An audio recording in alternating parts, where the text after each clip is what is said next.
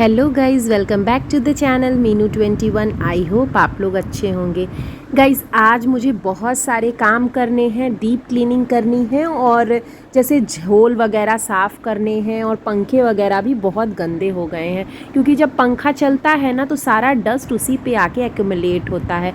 तो मैं हर 15 दिनों पे कोशिश करती हूँ कि पंखे भी साफ़ कर सकूँ। तो जिस रूम का अगर मुझे टेबल लगा के मैं जहाँ तक पहुँच पाती हूँ तो उस रूम के मैं सभी के साफ़ कर देती हूँ। बस एक लिविंग रूम का रह जाता है जिसके ऊपर ना जहाँ सेंटर टेबल पे मैं कुछ लगा नहीं सकती हूँ, तो मैं उस रूम का मतलब साफ़ करने के लिए अपने हस्बैंड की हेल्प लेती हूँ। बाकी सभी कमरों की सफाई फ़ैन की मैं खुद से ही करती हूँ। तो जब जैसे कुछ भी मुझे एक्स्ट्रा काम करना होता है ना तो पहले मैं ना घर की सारी चीज़ें उनके जगह पे पहुँचा देती हूँ कि फिर उसके बाद करने के बाद बस मुझे झाड़ू और पोछा करना रहेगा, तो काम बहुत फैला नहीं रहेगा और टाइम भी बहुत ज़्यादा नहीं लगेगा। तो वही मैंने सबसे पहले मैं रूम वाइज कमरे लेके चलती हूँ। जैसे सबसे पहले लिविंग रूम को अरेंज किया, उसके जितनी भी बिखरी हुई चीज़ें थी सबको उनकी जगह पे पहुँचाया। केबल वगैरह हो जाते हैं, टेबल पे बच्चे कुछ पढ़ते हैं या खाते हैं तो ग्लासेस वगैरह पड़ी रहती हैं। फिर जब मैं किचन में आई ना तो मैंने देखा कि ये आटे की बोरी पड़ी हुई थी और मैं 2-3 दिनों से ना उसी से निकाल के और आटा गूँथ रही थी। तो वो काफ़ी सा मतलब नीट लुक नहीं आता और बड़ा फैला फैला सा लगता है। किचन आपने कितना भी ऑर्गेनाइज़ किया, अगर चीज़ें उनकी जगह पे नहीं है ना तो किचन बहुत ही या कोई भी वो रूम बड़ा ही फैला हुआ लगता है। तो वो सब व्यवस्थित करने के बाद मैं आ गई अपने बेडरूम में, क्योंकि ये रूम मेरा ना सबसे ज़्यादा यूज़ में आता है। इसी रूम में टीवी है और बच्चों का मतलब दोनों छोटे वाले बच्चों के दोनों की स्टडी रूम भी यही है।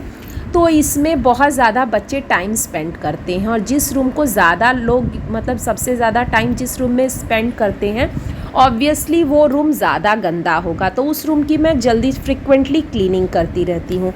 तो वही मैं आज इस पे की ना फ़ैन को मैं साफ़ कर रही थी। तो बेड के ऊपर मैंने एक टेबल रख लिया था और आप ये कोशिश करें कि टेबल ऐसा हो जो थोड़ा स्टर्डी हो। जैसे हम प्लास्टिक की चेयर वगैरह ना पलटने का डर होता है क्योंकि वो हल्की होती हैं, तो किसी स्टर्डी मटेरियल को जो थोड़ा बेस जिसका बहुत स्ट्रॉन्ग हो उसको रख के ही यूज़ करें। नहीं तो अगर आपके पास लैडर शेल्फ़ है तो आप उसका इस्तेमाल कर सकते हैं, लैडर्स का। तो मैं पहले पंखे साफ़ कर रही थी और मुझे बड़ा डर लगता है इलेक्ट्रॉनिक आइटम को साफ़ करने में कि कहीं करंट ना मार दे। ये मेरे बचपन से मेरे अंदर ये फ़ियर है। तो पंखे तो मैंने साफ़ कर लिए और हमेशा मैं क्या करती थी ना, ट्यूबलाइट को झोल वाले जो मेरा जो वो है झाड़ने वाला उसी से मैं साफ़ कर देती थी। लेकिन आज जब मैंने ना कपड़े को थोड़ा सा हल्का सा गीला करके निचोड़ के और जब पोंछा तो देखा इतनी ज़्यादा डस्ट निकली है ट्यूबलाइट के ऊपर से। तो मैं कोई भी क्लीनिंग करने के लिए गाइज़ अलग से कपड़े तो नहीं लाती हूँ। मेरे हस्बैंड की और बच्चों की जो बनियान होती है ना जो थोड़ी फट जाती है तो उनका ना मैं शोल्डर का पोर्शन काट के उनको एक रेक्टेंगल शेप में बना लेती हूँ और उनसे बड़ी अच्छी क्लीनिंग होती है क्योंकि वो कॉटन मटेरियल होता है और जब उसको पानी से आप निचोड़ दीजिए ना तो उसमें पानी का एक भी रेसिड्यू नहीं बचता है और कहीं पे भी जब आप क्लीनिंग करेंगे ना तो पानी के ड्रॉपलेट्स भी नहीं पड़ते हैं और कोई भी सरफेस आप उससे बहुत अच्छे से क्लीन कर सकते हैं। तो मैं अलग अलग चीज़ों को क्लीन करने के लिए जैसे बेड के लिए अलग एक बनियाइन का टुकड़ा रखा है, टीवी इलेक्ट्रॉनिक आइटम्स के लिए अलग रखा है और रैक वगैरह साफ़ करने के लिए अलग रखा है। तो वो सब करने के बाद मैंने ये रैक्स लगाया क्योंकि ऊपर में क्लॉक रहती है और नीचे में दोनों बच्चों को मैंने एक एक शेल्फ़ दे रखा है जिसे वो खुद ही ऑर्गेनाइज़ करते हैं। उसके लिए मैंने रिवॉर्ड भी बनाया है कि जिसका पूरे महीने सबसे ज़्यादा ऑर्गेनाइज रहेगा उसको मैं कुछ ना कुछ देती हूँ।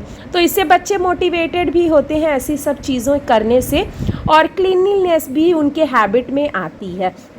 तो आज मैंने सफाई की थी तो इसलिए मैं ये सब भी क्लीन कर दे रही हूँ क्योंकि बच्चे तो अपने हिसाब से बेस्ट करते ही हैं, लेकिन मैं भी थोड़ा बहुत कभी कभी उनकी चीज़ें ऑर्गेनाइज्ड कर देती हूँ क्योंकि मुझे बेड वगैरह सभी कुछ पोंछना था और ऊपर के जो मेरे शेल्फ़ हैं जिनको मैं यूज़ नहीं करती हूँ उनको भी मुझे ऑर्गेनाइज़ करना था। और फिर मैंने बेडशीट भी बदली तो इस पे सारे कपड़े मैंने ड्राइंग रूम से ला के रख दिए थे, इनको मैं हटाऊँगी। और इस वाले बेड पे ना गाइज़ मैं मैट्रेस नहीं यूज़ करती हूँ, मेरे पास इसमें इसमें ना रुई के गद्दे हैं जो मैंने खादी आश्रम से ख़रीदा था। वो भी काफ़ी अच्छे मटेरियल के होते हैं और कपास की रुइयाँ उसमें होती हैं। तो सब लोग कंफर्टेबल नहीं होते हैं मैट्रेसेस पे सोने के लिए, तो इसीलिए मैं इस रूम में ना ये गद्दे यूज़ करती हूँ। तो ये बहुत ज़्यादा फ्लफ़ी नहीं है लेकिन सोने के लिए काफ़ी आरामदायक हैं, क्योंकि हम लोगों की आदत है काफ़ी थिक गद्दे पे सोने की, लेकिन ये थिकनेस में काफ़ी अच्छे होते हैं। समय के संग ना इनकी धुनाई करानी पड़ती है और फिर आप थोड़ा सा रुई लेके इसमें फिल करा दीजिए, क्योंकि ये समय के संग ना बैठ जाते हैं, थोड़े से चिपटे से हो जाते हैं और दब भी जाते हैं, जो कि मैट्रेस में ऐसा नहीं है, लेकिन ये कंफर्टेबल बहुत ज़्यादा होते हैं। तो इस रूम में मैंने यही लगाया है और लगाने में भी थोड़ा सा डिफ़िकल्टी होती है, क्योंकि वे ये बेडशीट को खींच के करना पड़ता है, बच्चे बहुत जल्दी बिगाड़ देते हैं। तो ये रूम मेरा लग गया। अब मैं इसके बाद आ गई अपने दूसरे रूम में, आगे के रूम में, स्टडी रूम में, जिसमें मेरा शू रैक रहता है और मेरे बड़े वाले बेटे की बुक्स रहती हैं और एक्स्ट्रा बुक्स जो भी हैं, कंप्यूटर वगैरह सब कुछ इसी में रहता है। तो इस रूम को भी बच्चे बहुत ज़्यादा यूज़ करते हैं, क्योंकि कंप्यूटर है और बड़ा वाला बेटा मेरा यहीं पे पढ़ता है। शूज़ वगैरह भी जो डेली यूज़ के शूज़ हैं ना, वो इसी रूम में मैं शू रैक में रखती हूँ। और मेरा जो शू रैक है वो ओपन शेल्फ़ है, क्योंकि बोलते हैं ना जो शूज़ हैं वो अगर आप क्लोज्ड करके रखिए ना, तो एक तो उसमें से स्मेल आ जाती है, क्योंकि इसमें हम डेली यूज़ के शूज़ रखते हैं, तो एक तो स्मेल आ जाएगी और फिर बहुत बंद सा अगर बच्चे रोज़ पहन के आ रहे हैं उसमें रख रहे हैं, तो मुझे वो अच्छा नहीं लगता। इसलिए मैंने ना ओपन शेल्फ़ ही रखा है। पहले एक ही शेल्फ़ था, लेकिन अब मैंने 2 कर लिया है, क्योंकि बच्चों के स्कूल के ही 2-3 शूज़ हो जाते हैं, वाइट, ब्लैक, स्पोर्ट्स शूज़ हो जाता है, स्लीपर्स हो जाते हैं, मेरी चप्पलें, मेरे हस्बैंड के 2-3, जैसे वॉकिंग के लिए अलग है उनका, योगा का है, फिर ऑफिस का। तो इस तरह से ना 2 शू रैक मुझे रखने पड़े हैं। और मैं जब इस रूम के भी पंखे को मैंने साफ़ किया था, और ये जो मेरा जो रॉड है हैंगर का, मतलब पर्दे का रॉड है ना, कर्टेन रॉड, इसकी ऐसी डिज़ाइन है ना कि इसमें लाइनिंग सी बनी हुई है, तो उसमें डस्ट जाके बिल्कुल भी चिपक जाता है, तो उसको बहुत अच्छे से गीले कपड़े से पोंछना पड़ता है। नहीं, वो पास से तो दिखता है, ऐसे कैमरे में तो नहीं दिख रहा है, लेकिन जब आप साफ़ करो ना तो दिखाई देता है और फ़र्क बिल्कुल भी नज़र आता है। मैं गर्मियों में बहुत ज़्यादा कर्टन्स नहीं यूज़ करती हूँ, क्योंकि इस सब रूम में बहुत ज़्यादा कोई पर्दा वाला तो सिस्टम है नहीं, और थोड़ी हवा आनी चाहिए, इसलिए भी मैं हर रूम में कर्टन नहीं यूज़ करती हूँ। लिविंग रूम में ही यूज़ करती हूँ और बेडरूम में खिड़कियों पे यूज़ करती हूँ, लेकिन दरवाज़ों पे नहीं।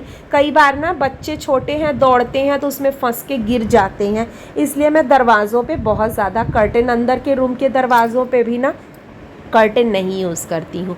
तो एक मेरा ऐसे रैक है, शू रैक है, और एक मेरा ये केन का बना हुआ है, तो इन दोनों में मैं शूज़ रखती हूँ, बस इनकी जगह थोड़ी सी इधर उधर कर देती हूँ।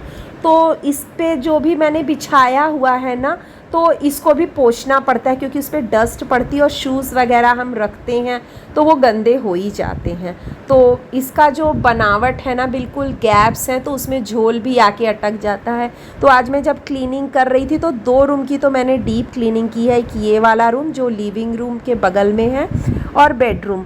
अब मैं गाइज़ नहा के आ गई और अब मेरा पूरा काम कंप्लीट हो गया।